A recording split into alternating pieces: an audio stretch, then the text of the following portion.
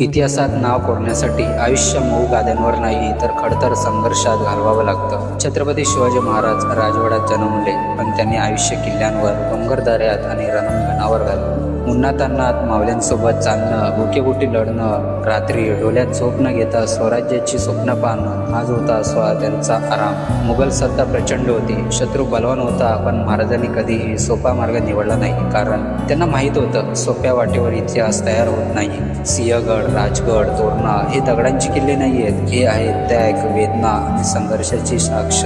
शिवाजी महाराज गेले, पण संघर्षातून घडलेलं त्यांचे जीवन आजही प्रत्येकाला सांगतं, आराम निवडला असता तर नाव विसरलं गेलं असतं, पण संघर्ष निवडला म्हणून इतिहासात कोरलं गेलं.